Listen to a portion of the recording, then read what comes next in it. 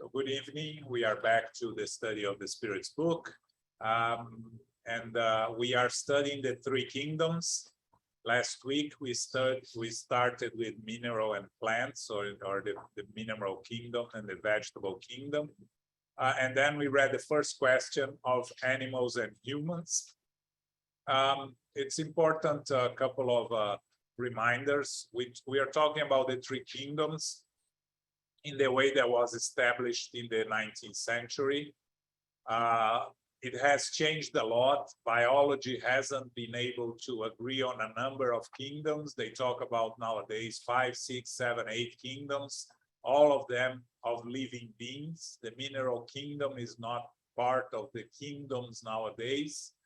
But for the purpose of our study and the purpose of Spiritism, we keep with the three kingdoms in this chapter because it really doesn't change much. If we start going to biology, we move away from Spiritism. So we stick with what Kardec taught us.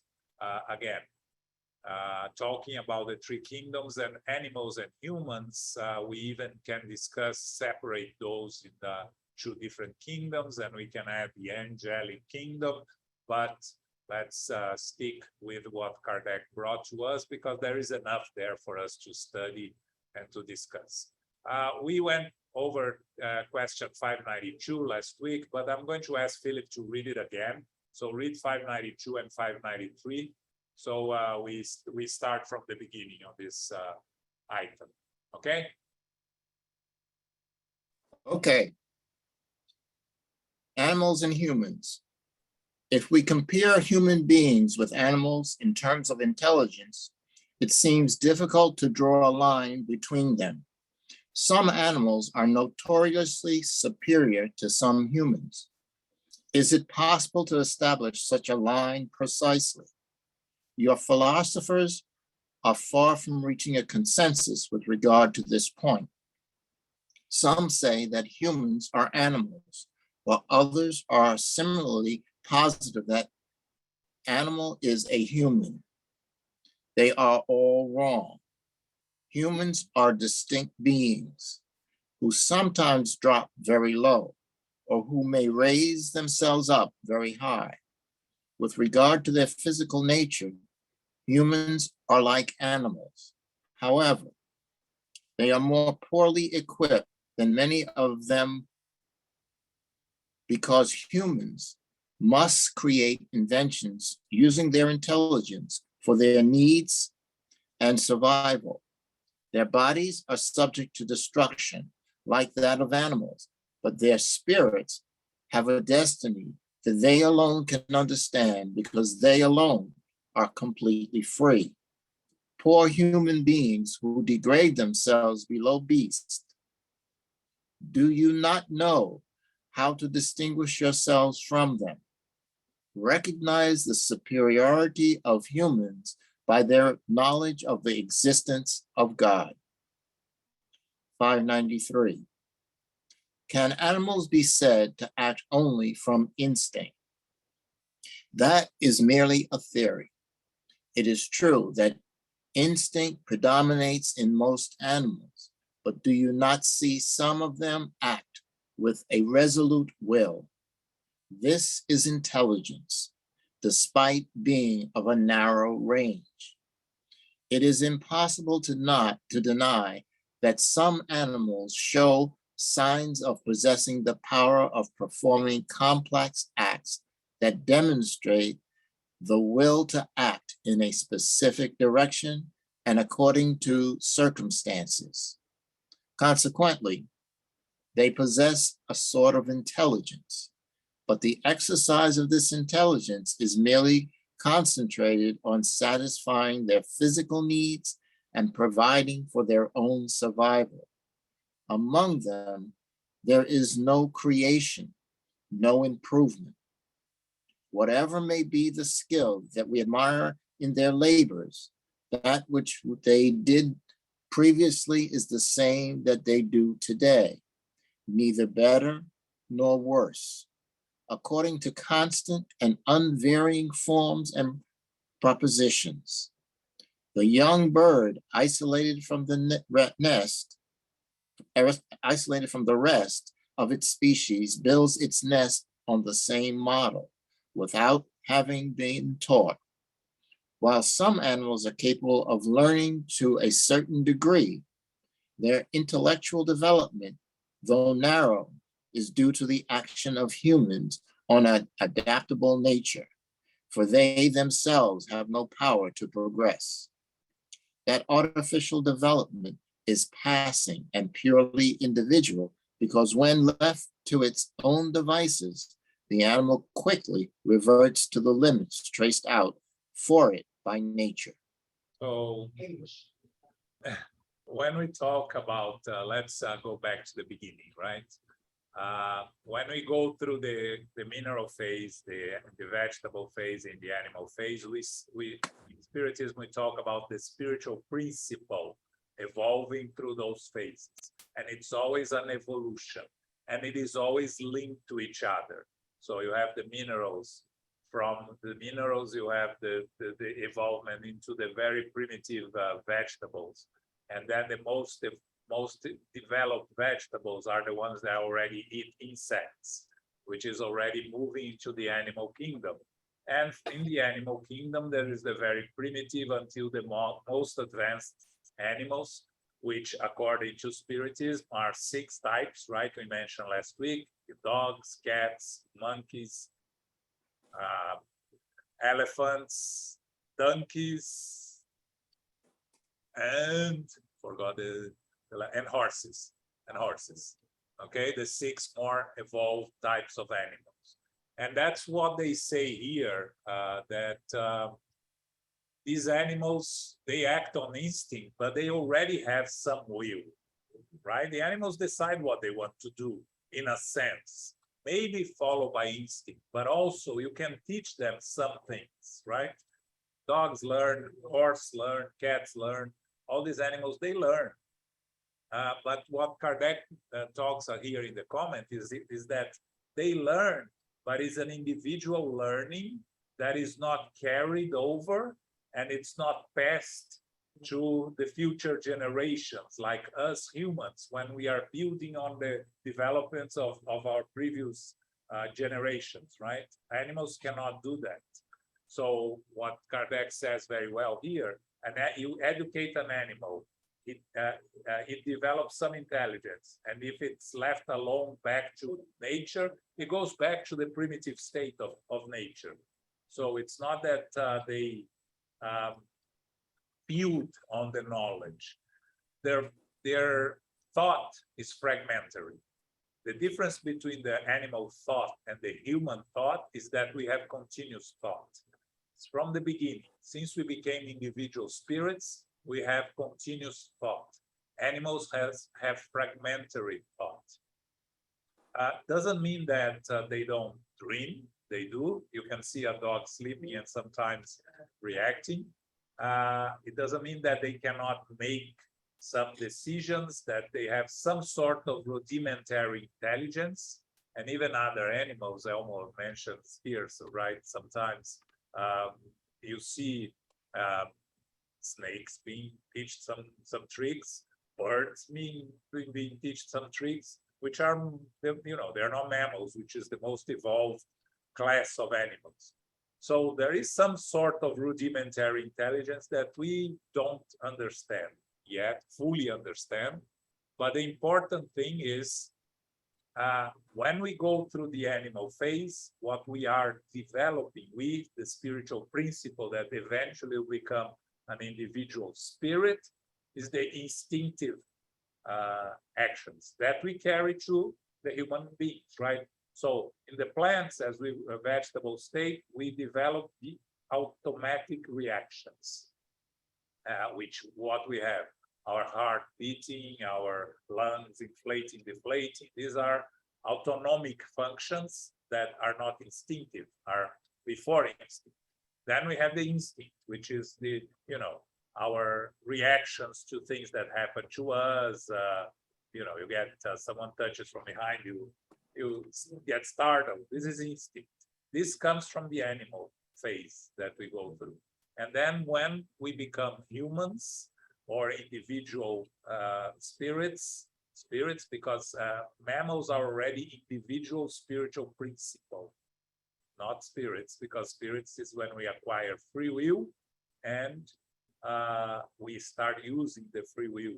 Very rudimentary free will in the beginning, mainly instincts, but already making choices and analyzing the consequences of the choices and making better, sometimes not better, but making better choices in the future. That's a characteristic. Even a primitive spirit can, make choices and make better choices in the future. An animal will react by instinct. So it's afraid of fire. It will always be afraid of fire by instinct, right? I see some reactions that my dog has that, we try to teach her to not be scared of things, and she continues to be all the time. It's instinctive, and you cannot educate the instinct. So that's basically the difference. We need to understand that is a progress, right? So from the more evolved animals to the least evolved spirits, there is a gap already. But of course, from us to primitives you are going to see here what they say about the evolution, the difference between us and animals and us and God, and I'll leave it for when we arrive there. But so that's the idea here, and I think it's important to understand these concepts. And again, I'm talking here about spiritism, all right? The concepts taught by spiritism, because you may find different definitions out there. You may find people out there classifying different classifications of the animals, of the intelligence of the animals. But according to what we learn in spiritism, that's what we know so far. And again, there is a lot that is unknown to us about animals and about the evolution from the mineral to the vegetable to the animal to humans, because we don't have the capacity of understanding the same way it says here. Kardec will say that the same way we cannot understand God. Actually, Emmanuel said that we cannot fully understand God. We cannot fully understand the concept of our evolution. And but we still study and we still try to improve. Okay, questions?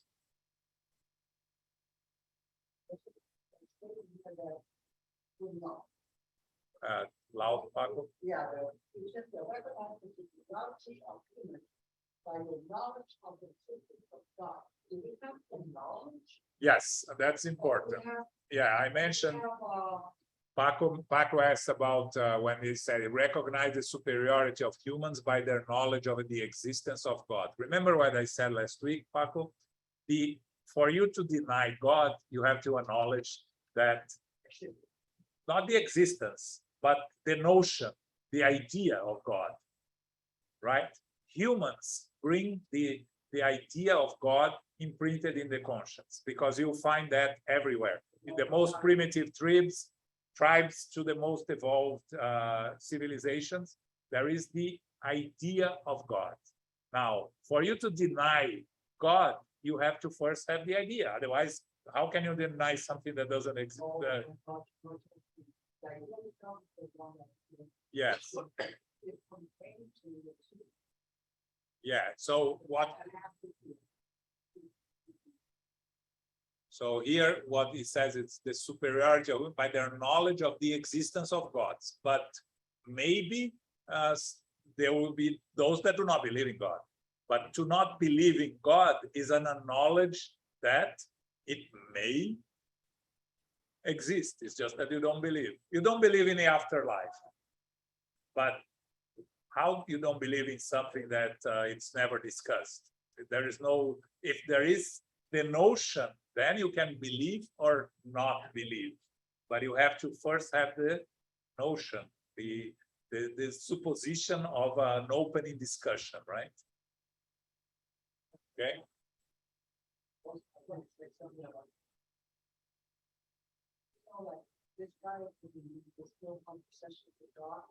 The book Conversations with God. With God. Yeah.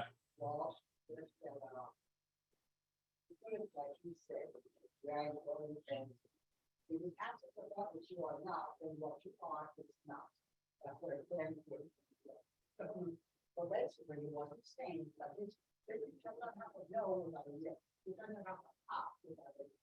Again, you don't have to see about how one becomes the other. Yeah, what Paco is saying is that in the book Conversations of What the impact of 21 God is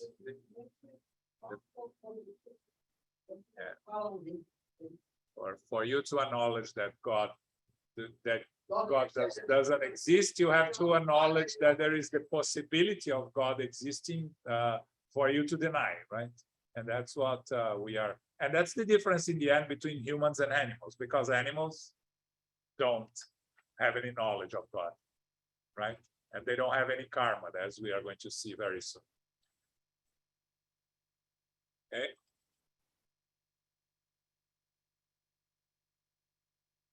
You're on mute, Philip. 594. Do animals have a language?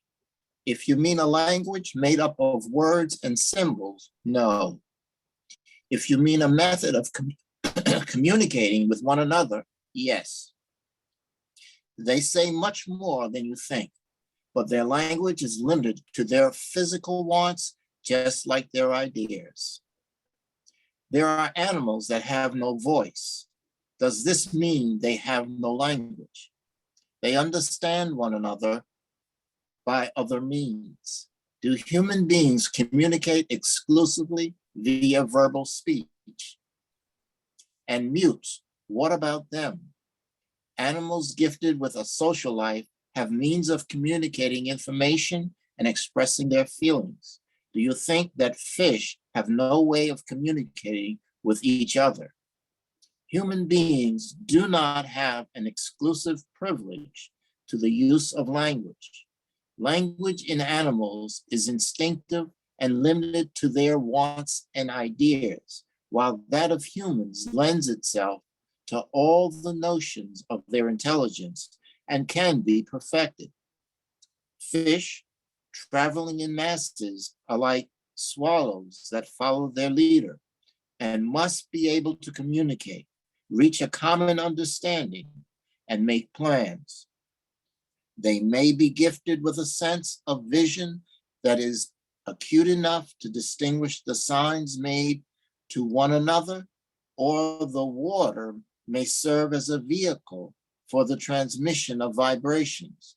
It is clear that they must have some means of understanding one another, whatever these may be, just like all other animals that have no voice and perform a group action. In light of this, is it strange that spirits are able to communicate without speech? Okay. So again, if we start from humans, right, from evolved spirits that communicate through thought, for us, it's very difficult not to put everything into language, because that's what we are used to, right? Our thoughts, our language, for us to communicate, first the thought transforms into something of that we can understand, make sense of our thoughts, which is language. But as we know that superior spirits can communicate through thought, we can imagine that there is no language necessary there, right? That's all way high. If that's possible there, now bringing back to the animals, right?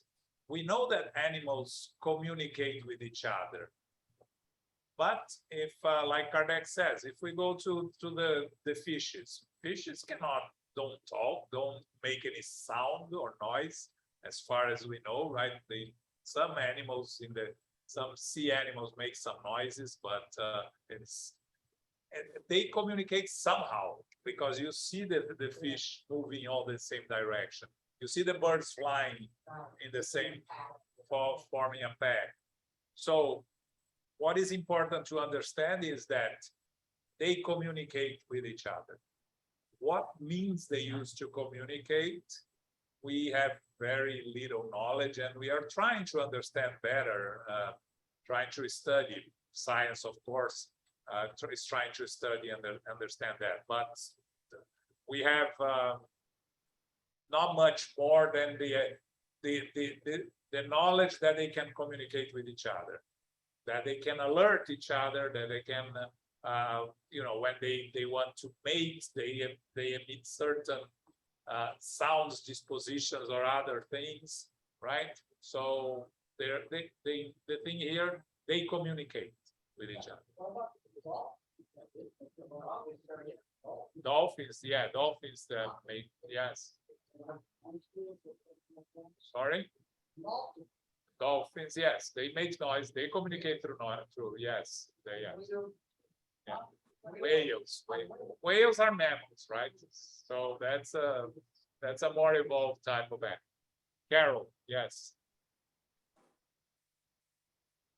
Sorry, if I might digress, I just wanted to point out there's quite an amazing show on PBS. I believe it may have been already complete by David Attenborough. It's called The Green Planet, and I would say I would have to give 10 stars to the plants. It's rather amazing what he has to offer. So anybody who is interested in the plant kingdom, I think What's you the will name be. again, Carol? Can you talk? It is called The Green Planet. The Green Planet. The Green Planet, which is our Earth. And it's by David Attenborough. He is the host, and it's quite a remarkable series. So I give 10 stars to the plants. Okay, thanks. You're welcome. Richard Attenborough is the famous English director that directed many those famous movies. No, a series. Yeah, a series of 5.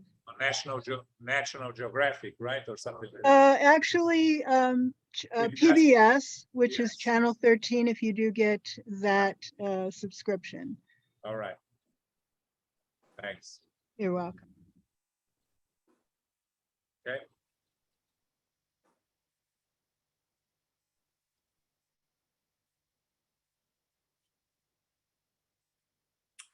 $5.95. Yes. Do animals have free will with respect to their actions? They are not machines, but their freedom of action is limited to their needs and cannot be compared to that of humans. They do not have the same duties as those of humans because they are extremely inferior to them. The freedom of action of animals is restricted to the actions of their material life only. Okay, so you see here that the spirits are very careful in not calling free will what the animals have, the freedom that animals have, right? They are not machines. We know that they make choices following their instincts. They have freedom in a sense that they make choices, but that's not free will. That's different from free will according to our definition of free will in Spiritism, which is the ability to make choices and becoming responsible for the outcome of those choices. Animals are not responsible for the outcome of their choices. They don't have any responsibility, right? Free will is the ability to make choices and to face the responsibilities for the choices, all right? To face consequences for the choices. So animals have freedom of action following their instincts, right?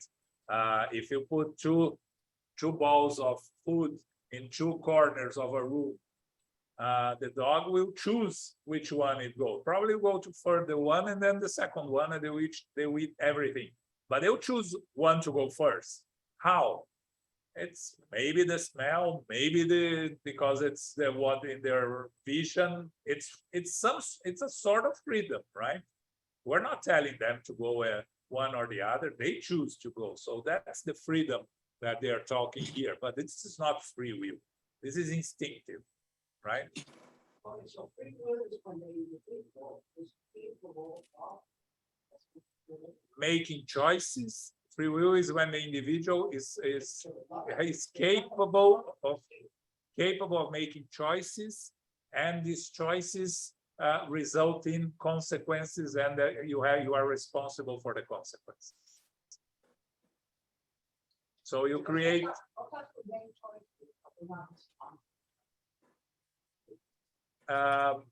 And the discussion of the other day, I watched a lecture and I was talking to Elmo. We are responsible for our actions, but we are not guilty of some of the things that we have done.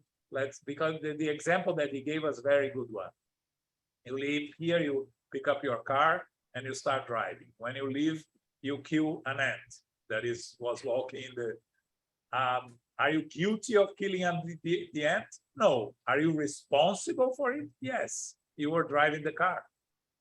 But there is no consequence for you for this act because it's not something that you did on purpose. It's something that you did completely unaware that you are doing. And it's part of life. Again, then it goes a little bit. If you drive your car and you by mistake you hit someone, you are responsible. You are going to face consequences, but you may not be guilty. Because it was maybe someone. When I was young, when I was a teenager, I was driving very beginning. A lady ran in front of my car and I hit her. And so there was nothing I could do. She was in the middle of the street. She started. Yeah. So you see that the responsibilities there. Was I responsible? Yes, I was driving the car, but I was not guilty in the sense of. Again, it's words. It's play of words, but we have to understand the concepts. And actually, when we were talking about this, Terismo was here, and he was talking about the law, right? You have two types of guilty: the guilty with intention and the guilty without intention. They are judged different by human laws, right? And the natural laws are the same. So, okay, was it clear or a little bit confusing?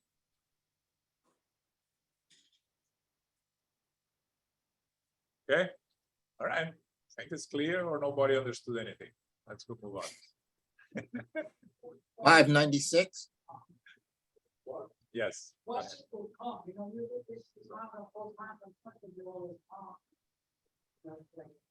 Okay.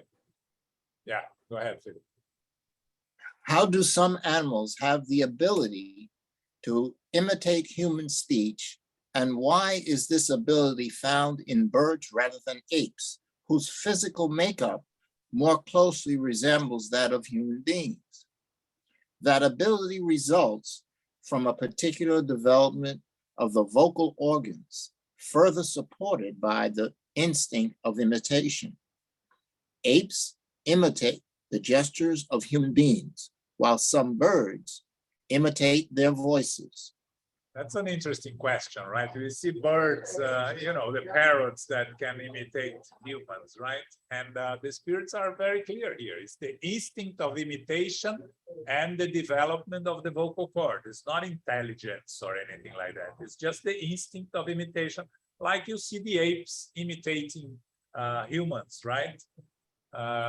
So this is instinct. But can you say that this instinct is already a very rudimentary intelligence? You can say that, right? If you want, right? You can say that. Why not? When we're talking here, when we're discussing the development of intelligence that is going to be achieved in the human phase, right? We can talk about the rudimentary intelligence in the animals again. Okay.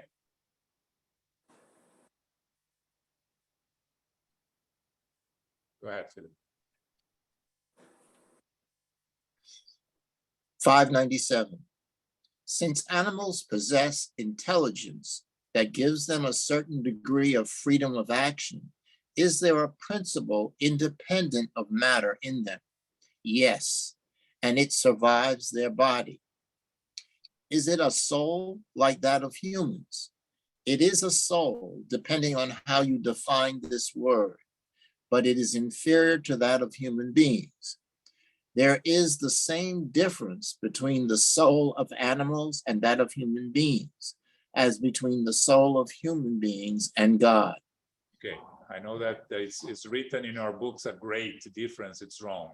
Okay, the difference between the soul of animals and human beings, and between the soul of human beings and God, is the same distance. Let's say, is we are as distant as from God as we are distant of animals in terms of our evolutionary path.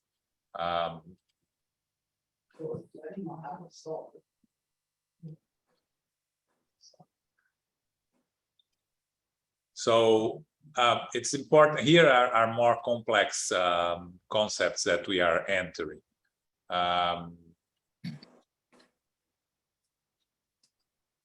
It's so we discussed the intelligent principle, right? So the intelligent principle that animates an animal survives the death of the animal, because the animal, this spiritual principle, is eternal. It's evolved since the beginning until becomes a individual spirit, and then the spirit is eternal. So it survives the death of the animal, but it has no karma. The individual principle, the intelligent principle that animates the animal, has no karma. It's only accumulating knowledge and progressing by accumulating knowledge. It goes through the animal phase, through the different animals. Again, you don't have to pass through each species, but you have to go through the experiences needed. And we don't really know that. We just know that the experiences need to go through the animal phase and become an individual spirit. So that goes. So when we reach let's talk about the mammals, right? Because it's said that when you become the mammals, they are individual spiritual principle already. So a dog, when it dies, the spiritual principle continues and is going to be a new dog, or animate a new dog, or a new cat, or a new elephant, whatever is needed for that spiritual principle to continue progressing, right? There is discussion of animals in the spiritual world. A lot of the books of André Luiz talk about animals in the spiritual world. You won't find it in Kardec, but you find in André Luiz, and you find it in Manuel Filomeno de Miranda, through Divaldo, which makes us think that there are animals in the spiritual world. But the animals in the spiritual world are only there to serve a purpose. Okay? They are not there in an errant state, and we're going to see this very soon. They are there just to serve a purpose, to help spirits in some form or shape that are there in the spiritual world. So in the books that André Luiz describes seeing animals in the lower zone, seeing animals in Nosso Lar, when the very beginning of the book Nosso Lar, when he arrives at Nosso Lar and describes the atmosphere, he talks about animals there, and vegetables, animals. So this is all what? How are these vegetables and animals? These are creations of the natural law and of the spirit's mind, right? Everything in the spiritual world, the environment we are, is a creation of our own minds. So it's not that we are creating the spiritual principle that animates the animal and spiritual world. We are using the spiritual principle that is already there to create the forms of animals that we want to see around us. And this may be even an unconscious way, all right? It's not that I'm thinking about, I need a dog here, then dog it appears here. It's just that, you know, the collective thought of people in Nosular feel the need to have birds and other animals, so the other animals are there. The animals are there. These are the spiritual principles that animate the bodies of animals here. Okay. Again, it's complex. It's an idea that we have, and it's not the full explanation, because we really don't have the full explanation and understanding. And you are going to see different opinions even amongst the spiritists. There is this book that we have here, right? The spiritual, what's his name? Elmo, spiritual nature of animals, the spiritual Animals and spirit. no, the spiritual nature of animals, something like that, by Dr. Ivenia Prado, which is a very renowned and very respected spiritist. I read the book and I finished the book, and it didn't change. It didn't help me at all. I thought I was going to read the book and it was going to clarify, and it didn't. So so there is a question here on the chat, someone posted here. If a duck decide by any chance to not migrate to the south when winter is coming, you take the consequences. So don't you think that it's similar to what happened to us when we use our free will? Well, but a duck will not decide according to their free will. They will decide because instinctively they will know that they cannot, for some reason. It will not be a conscious choice. It will not be a result of a free will. They will decide to do that. A duck will decide to do that if they feel that they are sick, or they cannot follow the others, so they will stay behind. So there is no karma for that duck. The duck is going to die, will not carry a karma because they couldn't follow the other ducks. It's not exactly like that, and it's not free will. It's instinct. Okay. Okay. 598. Yep.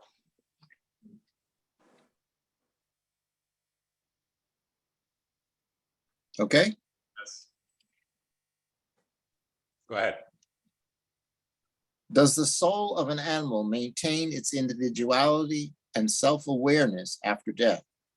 It maintains its individuality, but not its self-awareness. The intelligent life remains dormant.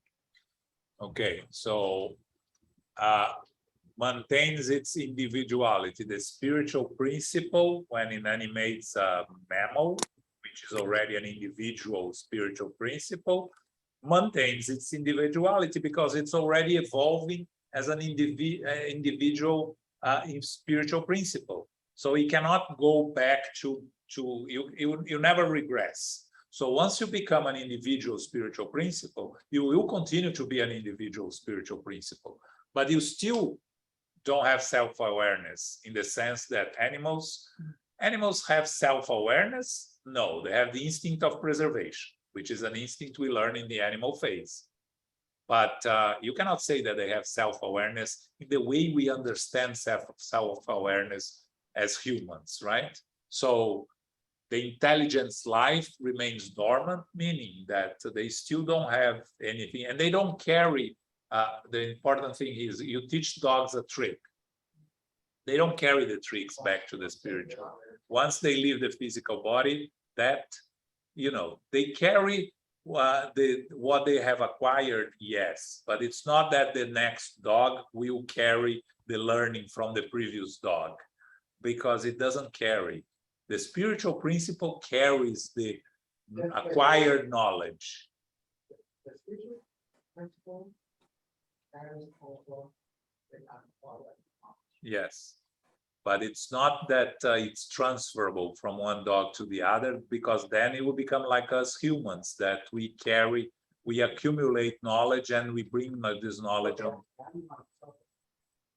Yes. So you see, not when it's So the spiritual principle, all the knowledge is with it, and it keeps accumulating knowledge, carries over. But with the spiritual principle, let's say from a cat to a dog, it's not going to use in the dog what it has learned as in a cat what it has learned as a dog, because it doesn't carry, right? This doesn't carry to. So after the death of the animal, where is the soul of the animal? And is It's the the soul spiritual of the- principle. And it's going to come back as the same species, the same.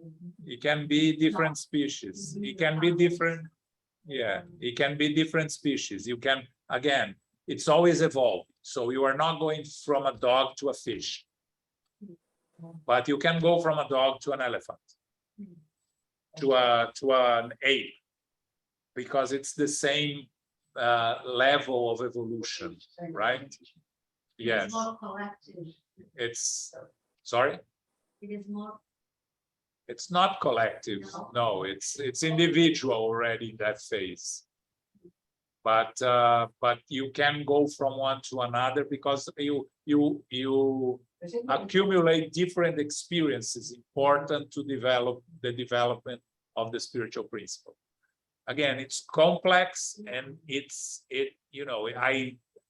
we don't know more than what I'm telling you. I haven't found anything, and I read a lot.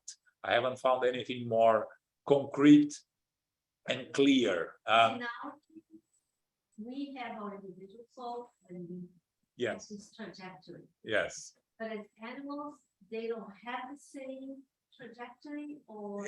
They have the same they have animals evolve. Correct, but within the same as my soul, I have my. Already individual. In any animals, when you become individual, is an individual spiritual principle, yes.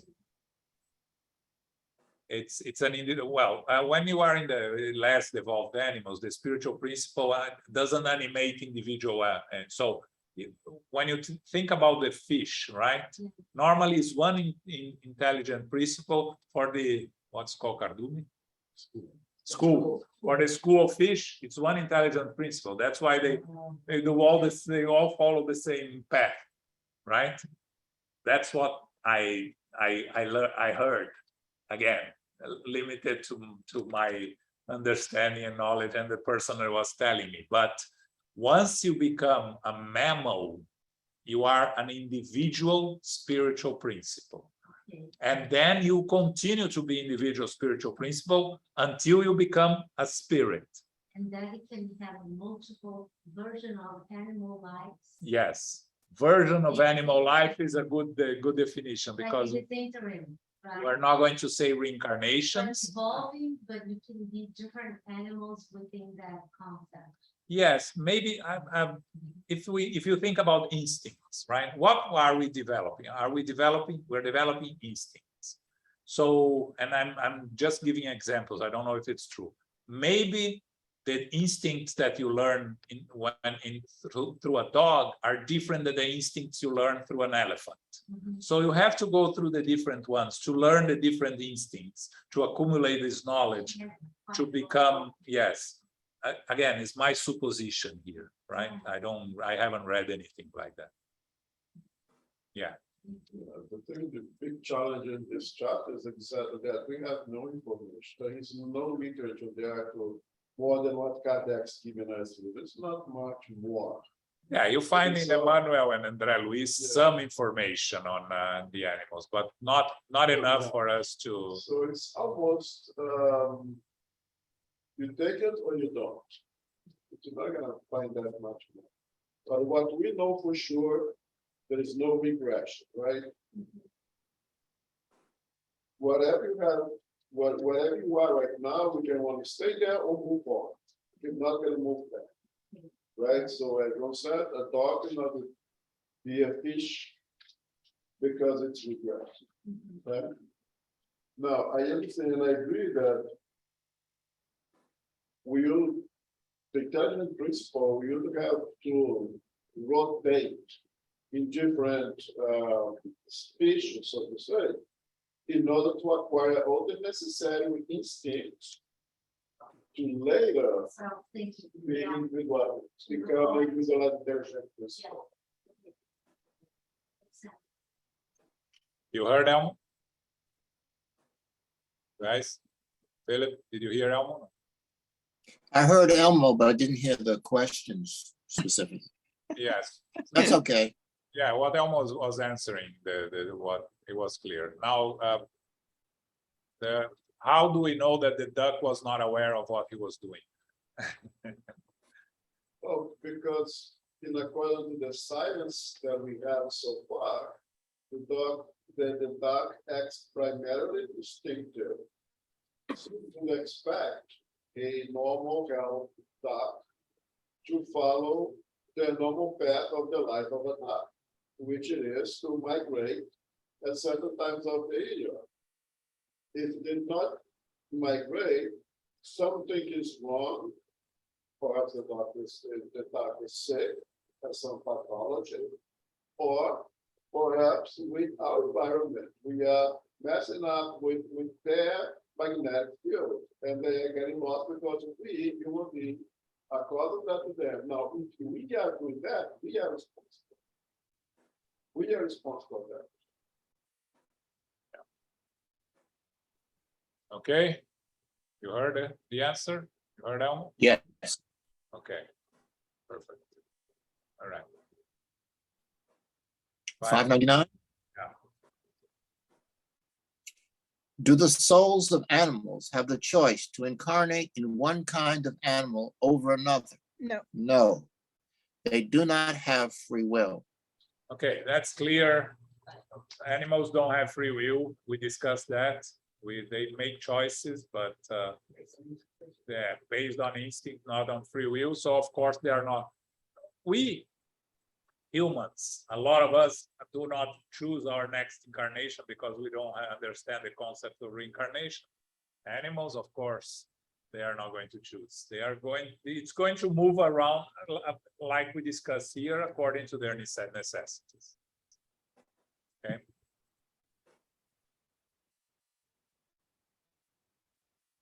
Okay, Philip. 600? Yeah. Since animals' soul survives its body after death, is it errant like that of a human?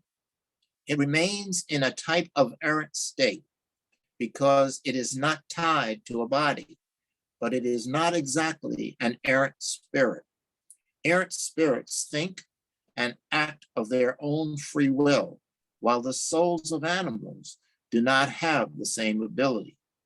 Self-awareness is the main attribute of a spirit. An animal's soul is classified after death by the spirits responsible for that task, and it is almost immediately utilized. It does not have the freedom to connect with other creatures. Okay, a little bit complicated here, right? So first, what's an errant spirit? It's a spirit in the spiritual world. Soul is an incarnated spirit, according to Spiritism. Very important definitions according to Spiritism. Errant state is a state that you are without fixed, you are wandering around. So errant is also called wandering, right? The other word in English for errant is wandering. Yeah, not here. So the animals stay in a type of wandering or errant state because they are not tied to a body, to a physical body of an animal. But it's not exactly an errant spirit because an errant spirit has some type of free will and freedom of choice. They can think and act of their own free will, and the animals cannot. The spiritual principle, as he calls here the souls of the animals, we could use the spiritual principle, do not have the same ability because they don't have self-awareness. So they are utilized by the spirits, as I mentioned before, responsible for the task. They are almost immediately utilized. Utilized where? In the new in a new incarnation, or used in the spiritual world as needed by us spirits in the spiritual world. So they are not in a state of idleness, right? They are always moving either to a new phase of their evolutionary path as another animal, or stay in the spiritual world according to our spirit, us spirits, our necessities, right? So, you know, and again, you can expand if you start to think about the animals we see in the spiritual world. The spiritual principle that animates the forms that we see in the spiritual world will be the spiritual principle of this type of animals, right? So a spiritual principle that is already on the individual phase of a cat, dog, etc., will be used in the spiritual world as a cat, a dog, or a horse, or things like that. The birds that you see, a lot of birds in the spiritual world, will be used as birds in the spiritual world that we hear of them also. I never heard of anything about insects in the spiritual world, so I suppose they're not, but I haven't read anything about it. It's animals, right? You go through the insect phase also. We are learning experiences there, the spiritual principle. What experience are you learning being an insect? I have no idea, but there are, right? Wild animals, you can understand the instincts that a wild animal has to develop are important for our human instincts, right? But I don't know what's the importance of a cockroach. There is an importance, otherwise they wouldn't exist. But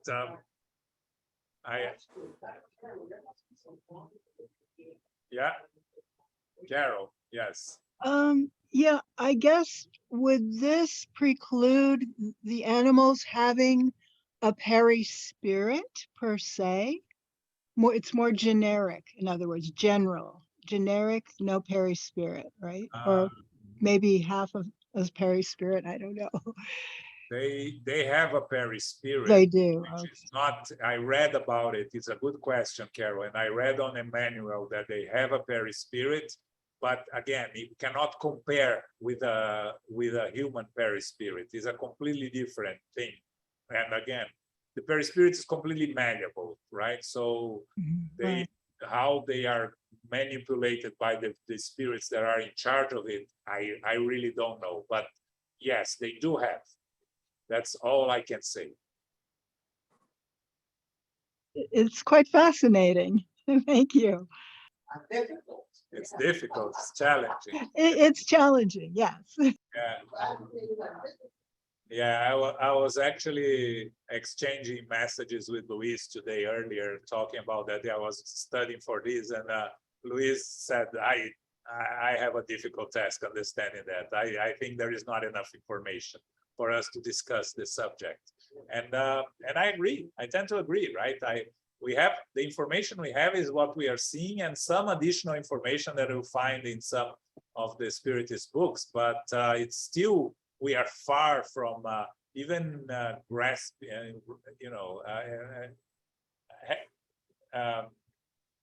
touching the surface of the understanding of this whole process of animals.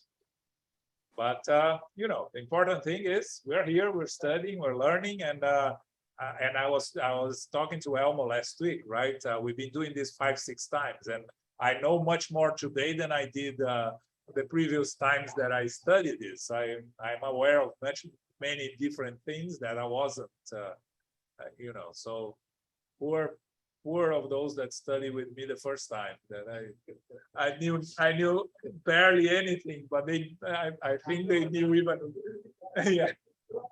Nobody knew anything, so we're all.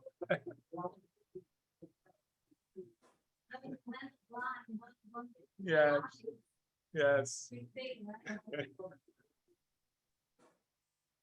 Okay, so But John, a quick question.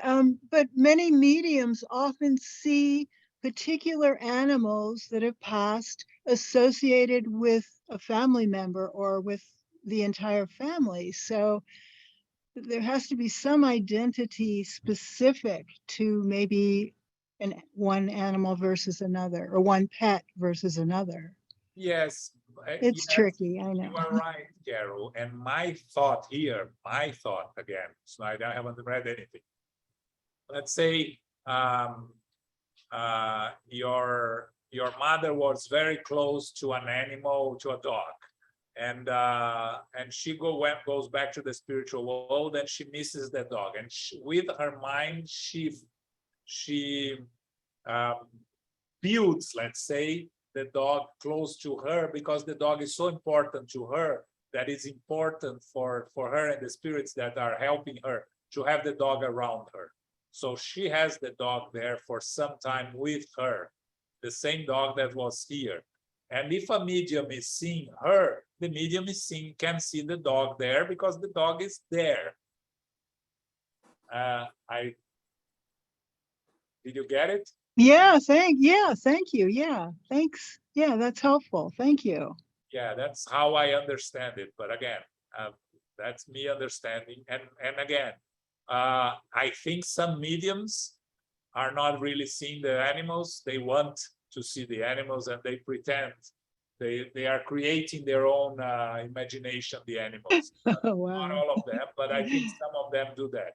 They wish so much to have to see animals in the spiritual world that they end up seeing animals where there are not. But it's me talking, okay? Thanks, John. We're not going to continue here. We have 2 minutes left, so and the other questions are connected, the progress, law of progress to animals. So we'll continue next week, okay? It's a subject that can generate a lot of discussion and a lot of questions, and unfortunately we are not able to answer all the questions.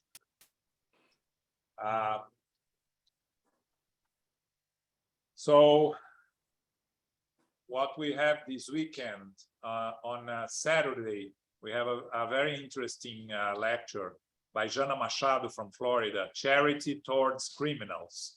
She's going to talk, she's going to reflect how to forgive and have mercy towards criminals, trying to understand the true meaning of the word charity as employed by Jesus, okay? On Sunday, we are back to the book Liberation. It's the first Sunday of the month. We haven't finished chapter that I forgot the number, Elmo. We are in the middle of it. If you go back to our last discussion that Elmo conducted the studies, you'll see the chapter that we are going to finish the chapter and maybe start the next one if we have time. So that's the Sunday, the book Liberation. Daniela's book club starts again on the 24th. Okay, so 3 weeks from yesterday, and they are going to start the book 50 years later, which is a continuation of the book 2000 years ago that they just finished. Okay, so that's in 3 weeks time. And I think that's it for us. Carol, can you do our final prayer? Sure. Thank you, John. Thank you, Elmo, and everyone. Infinite Creator and Supreme Intelligence, we are grateful to be together this evening as brothers and sisters to study our chapter on animals and humans, chapter 11, the three kingdoms in the Spirit's book. We know that the animal phase is about instinct. It's about instinctual actions and reactions. The animals themselves have fragmentary thoughts. Humans have continuous thoughts, and they can perceive or think about God or have a better concept or can form a continuous thought about these things.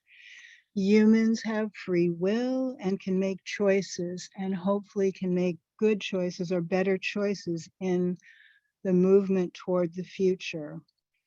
They have spirits and can acknowledge the idea of God, which is imprinted in our consciousness. We know that animals have unique ways of communicating. Perhaps humans do too, through thoughts. Animals understand one another with their unique means of communication. They have the freedom of action. It is instinctive, however, it is not free will. We are grateful to our spiritual benefactors, the good spirits, our teachers, our mentors, our guides, for inspiring us to continue to learn and to study and to research these wonderful topics more in depth. We are grateful for all we have learned, all we have received, helping us to stay grounded and yet uplifted each and every day. May we humbly ask for safety and protection as we go forth now to family, friends, loved ones, and coworkers. May we bring goodness, faith, hope, charity, and love to all that we encounter. May we be of greater service in the world, and may we circulate our prayers throughout the world to those who are in need, not only in the physical world, but in the spiritual world as well. There is great need at this time, and may we do so from the depths of our hearts. We humbly ask for the love, light, and peace of Christ to go with us, keeping us balanced, inspired, and always keeping our hearts open and our minds centered. We close now and remind ourselves to be beacons of light. May we go forth now in peace and in gratitude. So be it. Thank you.